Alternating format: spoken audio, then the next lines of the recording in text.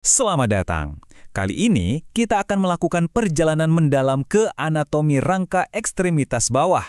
Kita nggak cuma akan lihat tulang belulang, tapi kita akan bongkar sama-sama desain luar biasa yang bikin kita bisa berdiri tegak, lari, dan menjelajahi dunia.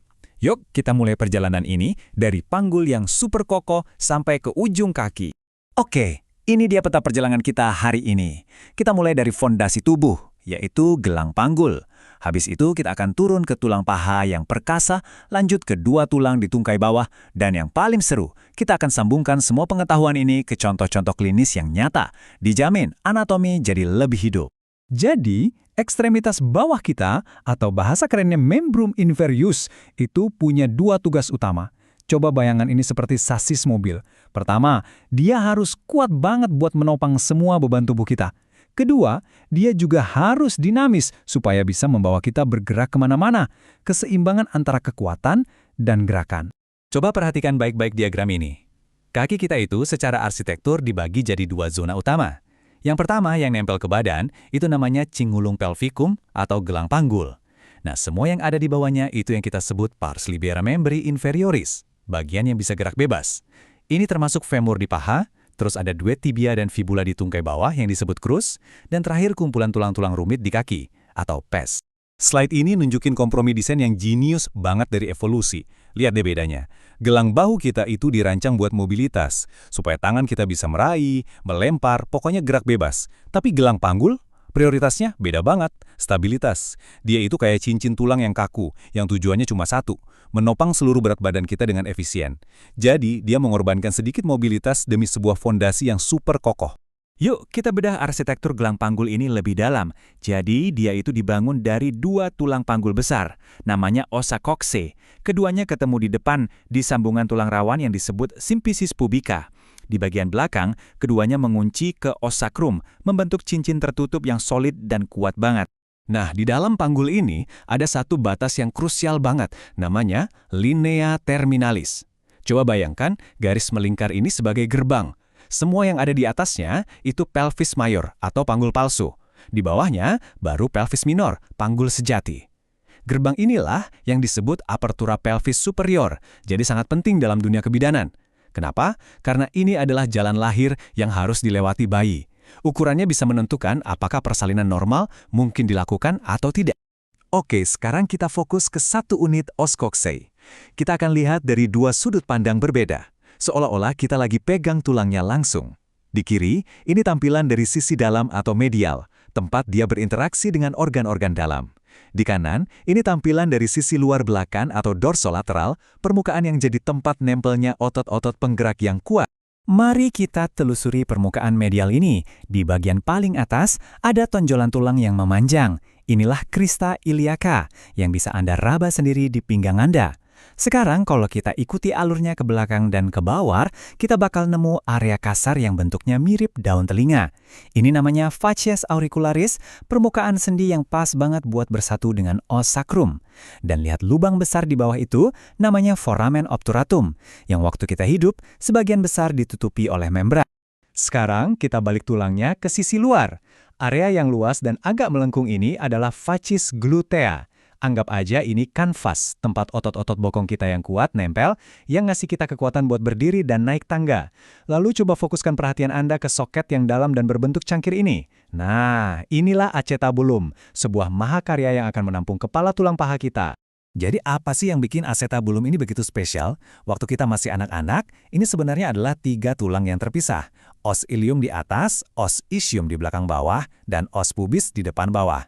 Seiring kita tumbuh, ketiganya menyatu dengan sempurna. Tujuannya untuk menciptakan satu soket tunggal yang super kuat dan stabil, siap menahan beban seumur hidup kita. Keren kan? Oke, kita geser ke bawah, menuju os femur. Ini bukan tulang biasa, ini adalah juaranya, tulang terpanjang, terberat, dan bisa dibilang tulang terkuat di seluruh kerangka kita. Perannya simpel tapi vital, menyalurkan seluruh berat badan dari panggul ke lutut. Yuk kita lihat detailnya. Di ujung atas ada kepala bulat yang licin, namanya caput femoris, yang pas banget masuk ke acetabulum tadi. Tepat di bawahnya ada leher yang lebih ramping, column femoris. Ini area yang sering banget cedera. Terus lihat, ada dua tonjolan besar, trochanter mayor di sisi luar dan trochanter minor yang lebih kecil. Keduanya ini jangkar buat otot-otot paha yang kuat. Kalau kita telusuri batangnya ke sisi belakang, kita akan nemu punggungan tulang yang kasar dan menonjol. Itulah linea aspera, jalur penting buat perlekatan banyak otot paha.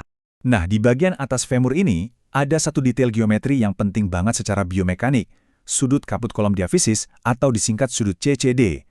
Ini adalah sudut antara leher femur dan batang utamanya. Idealnya, pada orang dewasa, sudut ini sekitar 126 derajat.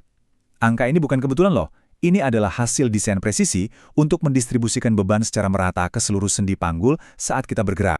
Disinilah anatomi ketemu sama realita klinis. Sedikit aja penyimpangan dari sudut 126 derajat itu, akibatnya bisa besar.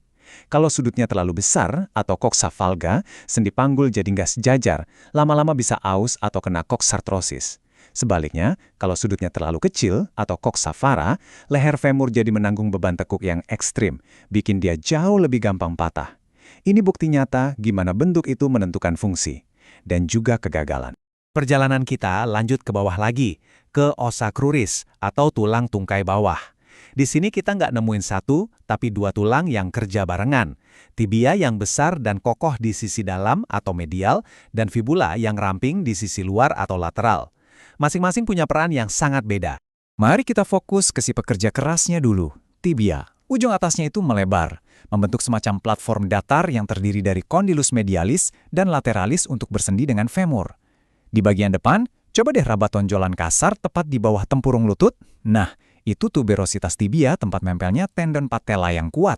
Kalau kita turun ke ujung bawah, tonjolan tulang di sisi dalam pergelangan kaki Anda itu namanya malleolus medialis. Sekarang kita lirik temennya yang lebih langsing, fibula. Lihat kan betapa lebih rampingnya tulang ini? Ujung atasnya yang tumpul itu namanya caput fibulae. Dan di ujung bawah dia melebar membentuk tonjolan di sisi luar pergelangan kaki Anda, yang kita kenal sebagai malleolus lateralis. Jadi, kalau ada satu hal yang harus diingat soal dua tulang ini, begini intinya. Tibia itu satu-satunya yang menopang berat badan di tungkai bawah. Dia yang nanggung semuanya. Fibula di sisi lain nggak menopang berat badan sama sekali. Peran utamanya lebih sebagai tempat nempel otot dan, yang penting banget, menstabilkan pergelangan kaki. Oh ya, satu detail kunci lagi. Malleolus lateralis dari fibula itu posisinya lebih rendah. Jadi dia menciptakan kuncian yang lebih dalam di sisi luar pergelangan kaki. Oke, kita sudah lihat semua komponennya. Sekarang, mari kita sambungkan semuanya ke praktik medis. Pernah nggak sih Anda bertanya-tanya kenapa ada orang yang kakinya bentuk X atau O? Nah, ini semua balik lagi ke variasi-variasi kecil dalam anatomi yang baru aja kita bahas. Coba lihat 3 gambar ini. Ada garis lurus imajiner dari pusat kepala femur ke pusat pergelangan kaki. Itu namanya sumbu mekanis, jalur ideal penyaluran beban. Pada kaki normal, garis ini lewat pas di tengah lutut. Tapi pada genu valgum atau kaki X, lututnya geser ke dalam. Sebaliknya, pada genu varum atau kaki O, lututnya geser keluar.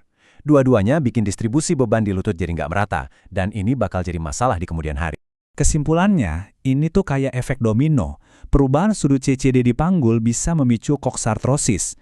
Di bawahnya, genu valgum akan merusak sisi luar lutut, sementara genu varum akan menggerus sisi dalamnya. Lama-kelamaan, tekanan yang nggak seimbang ini akan merobek meniskus dan mengikis tulang rawan, yang ujung-ujungnya menyebabkan gonartrosis atau radang sendi lutut yang menyakitkan. Semuanya saling berhubungan. Ini membawa kita ke sebuah pertanyaan penutup yang bikin kita takjub. Rangka kaki kita ini adalah sebuah mahakarya rekayasa biologi, hasil dari jutaan tahun evolusi. Mengingat beban dan tekanan luar biasa yang harus ditanggungnya setiap hari, gimana ya caranya evolusi berhasil menciptakan desain yang begitu sempurna, yang bisa menyeimbangkan kebutuhan akan stabilitas yang kokoh untuk berdiri, dengan mobilitas dinamis untuk bergerak. Sebuah bahan renungan tentang keajaiban desain di dalam tubuh kita sendiri.